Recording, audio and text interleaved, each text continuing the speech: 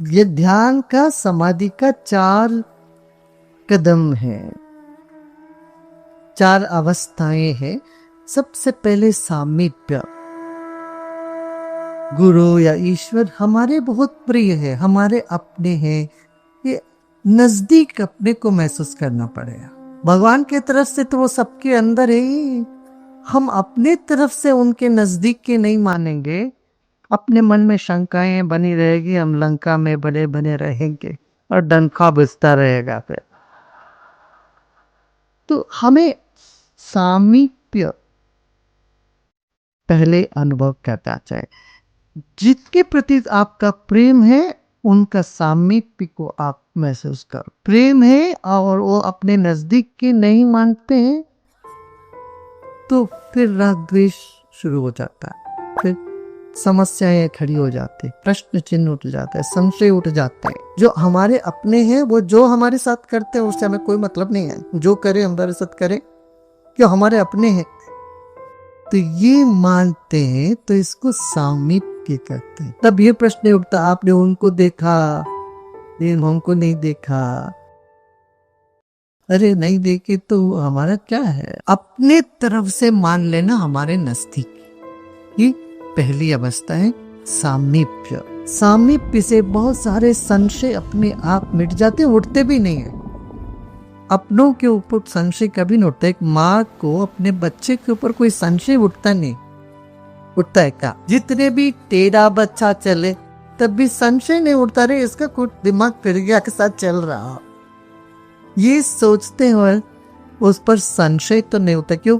सामीप्य है तो संशय मर ही जाता, वहां उठता ही नहीं। अपने हैं नजदीक ही। तो ईश्वर हमारे अपने हैं नजदीक है भाव करना, गुरु हमारे अपने नजदीक है ये भाव करना। ना भी मिले, कहीं दूर बैठे हैं, भीड़ लगी हुई है, हम तो कहीं कोने में बैठे पीछे, गुरु जी शायद हमको जानते भी नहीं, ऐसा मन में संशय हो सकता है। उसको भी छोड़ के नहीं, हमारे अपने, वो हमारे साथ क्या करते हैं हमारे मतलब नहीं। क्यों? वो हमारे अपने हैं, हमारे अपने हमारे साथ अच्छा ही करेंगे, ये भाव उठता है जब सामीप्य होता है। फिर इससे आगे का कदम, जितने हमारे देश में भक्त हुए, मीरा और कृष्ण में कितने हजारों सालों का फासला था, मगर उनको सामीप्य अपने लगे। गोदा या आंडा और श्री कृष्ण में हजारों सालों के पास, 4000 साल बाद गोदा हुई, मगर उनको लगा भगवान कृष्ण मेरे अति प्रिय है, मेरे अपने, नजदीक की महसूस किया। ऐसे ही तुलसीदास, ऐसे ही त्यागराज, ऐसे पुरंदरदास, जितने संत हुए उन सब ने ईश्वर को, प्रभु को, भगवान को, गुरु को अपना माना। जहां देखते वहां तुम ही तुम हो, ये लगा ये सान्निध्य, उस मौजूदगी महसूस। यहाँ दक्षिण भारत में एक संत हुए, कनकदास उनका नाम था। भोले भाले थे, बकरी चराने वाले, मगर भक्त थे वो। तो उनके गुरु ने उनको एक केला दी एकादशी के बाद, और ये शर्त लगाया, ये केला तुम तब खाओगे जब इसको खाते होगे तो कोई नहीं देखना चाहिए तुम्हें। तो सिर्फ उनके लिए नहीं, और सारे शिष्यों को उन्होंने एक एक केला दी। और दूसरे दिन सब आए और गुरुदेव को बोले कि किसी ने कहा मैं तो अंधेरे में रात में 12 बजे जाग के कंबल ओढ़ के अंदर से खा लिया। एक और ने कहा मैं तो क्या क्या, मैं केला लेके नदी में जब डुबकी लगाया, अंदर नदी के अंदर मुंह में केला लगा, तो किसी ने नहीं देखा था। किसी और ने कहा कि मैं खुद नहीं देखा, क्यों, मैं आंख में पट्टी बांध लिया। आपने कहा कोई नहीं देखे तब खाओ, तो आंख में पट्टी बांध करके मैंने केला खा लिया। तो सब ने अपनी अपनी बात कही। तो ये एक आखिरी में एक कनकदास आए हाथ में केला पकड़ के, तो गुरु ने पूछा भाई तुमने क्यों नहीं खाया? तो उन्होंने कहा भगवान मैं कैसे खाऊं, जहां भी देखता हूँ आपकी मौजूदगी मुझे चारों ओर नजर, आप देख ही रहे थे उनको 24 घंटे। तो जब भी मैं हाथ में केला उठाता हूँ आपकी मौजूदगी महसूस करता मैं कैसे खा आपके लिए वापस दे क्या है। मौजूदगी जब महसूस करते हो शिकायत ही नहीं रहता।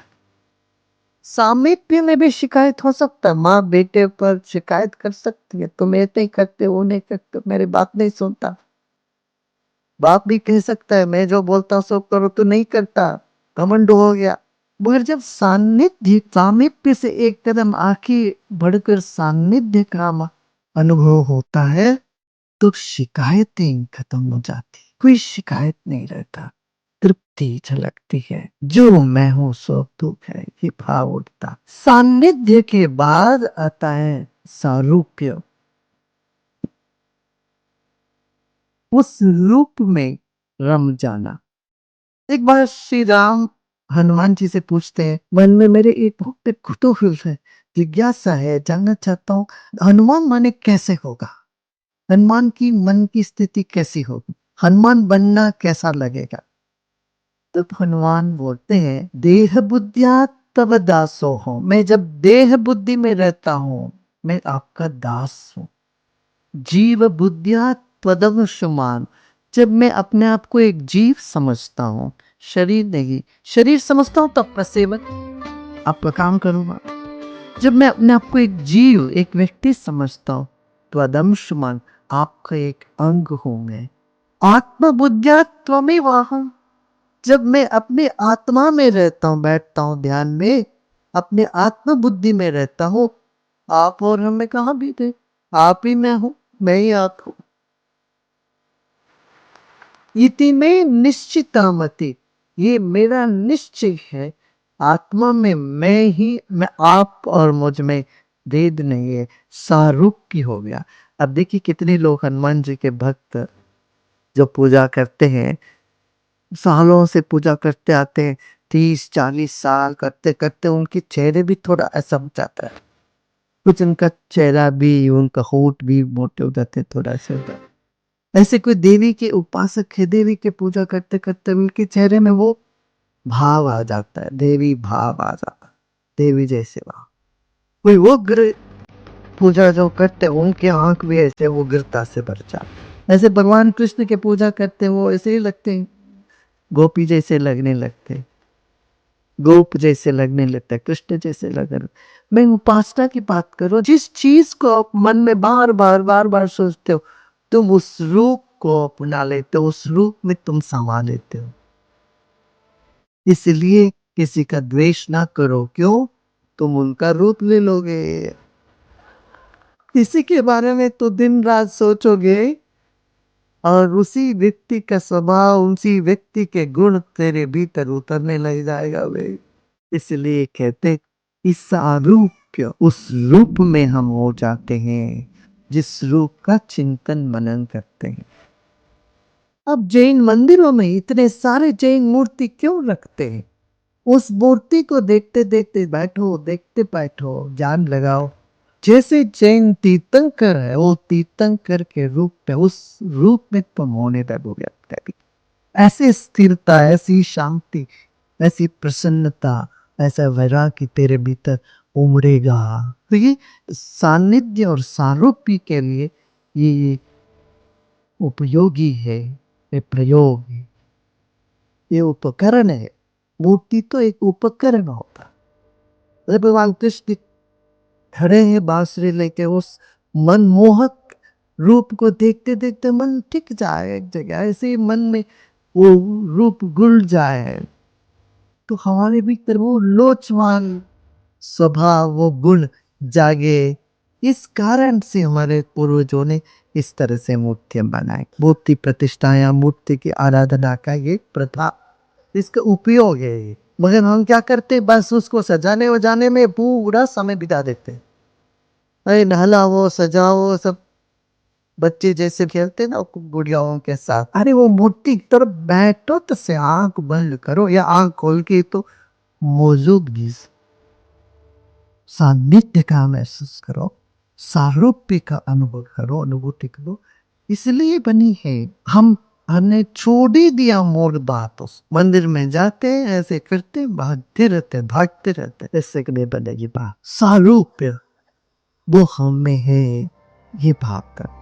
चलिए, हमारी जो रुद्राभिषेक की पद्धति है उसमें कहते देवो भूत्वा देवो मेरे, देव बन के देव की आराधना करो। देव बनो कैसे? अपने शरीर में सारी देवताओं का स्थान है, इसका स्मरण करो। ना रुद्रम रुद्रम अर्चित, जो रुद्र नहीं है वो रुद्र को अर्चना कर नहीं सकता, करने योग्य नहीं है। ये कहते हैं रुद्र की अर्चना कौन करेगा? कौन कर सकता? रुद्र ही कर सकता है। ना रुद्रम रुद्रमर्चे, तुम रुद्र नहीं हो तो रुद्र को अर्चना नहीं कर सकते, तुम रुद्र बन के रुद्र की अर्चना करो। ये सारूप्य है, उस रूप तुझ में और तुम उस रूप में। ये अद्वैत ज्ञान दूजा करके नहीं पूजते, दूजा नहीं, दूसरे नहीं। और भी कई संतों ने भी बोला है, भोरक पानी ने भी कहा मैं वो के रूप में हूँ। मैं शाम रंग रंग रही, मीरा भी गाती है, मैं शाम रंग में मैं रंग रही, मैं उसके रूप में हूँ। मैं लग लग में शाम हो गया, अब समा गया है। अब शाम अलग नहीं, राधा अलग नहीं है। ये सारूप्य है। सारूप्य से आगे सायुज्य। अक्सर यहाँ कोई संत महात्मा मर जाते हैं तो कहते सायुज्य प्राप्त हो गया। मर के सायुज्य नहीं है, जीते जीते गहरी समाधि में जब हम चले जाते हैं वही सायुज्य है, उसमें एक हो गए। बीच की जो अवरोध था, जो पर्दा था, वो हट गया। भीतर का आकाश बाहर के आकाश से एक हो गया और बाहर भीतर का आकाश एक समझ में आया। फिर मटका रहे ना रहे कोई फर्क नहीं पड़ता। यही समाधि है, यही ध्यान, यही सायुज्य है। निर्विकल्प समाधि जिसको कहते हैं, इसको इतना बड़ा बना के रख दिया, भय लगता है लोगों को कि अरे कहाँ हमको कहाँ कब प्राप्त होगी, ये सब शायद इस जन्म में नहीं भी होगा, ये समझते हैं। ऐसा नहीं। और आदमी सोता है रात को, जब सुषुप्त में कहीं ना कहीं तो इस सायुज्य के पास हो। सपने वाले नींद नहीं, गहरी नींद, बिना सपने के जो गहरी नींद में हम बेहोशी ही सही, मैं सायुज्य में, और होश पूर्वक सायुज्य का अनुभूति करना, यही बोध है, यही ज्ञान है, यही मुक्ति है। और ये अनुभव मैं जो समझता हूँ सबके जीवन में कहीं ना कभी ना कभी कुछ तो होता है, ऐसा मैं समझता हूँ। होना तो चाहिए, जाने अनजाने। आप थोड़ा सजगता पूर्वक ये अनुभव में आ गया, बस पार लग गया नाव, और कुछ है नहीं।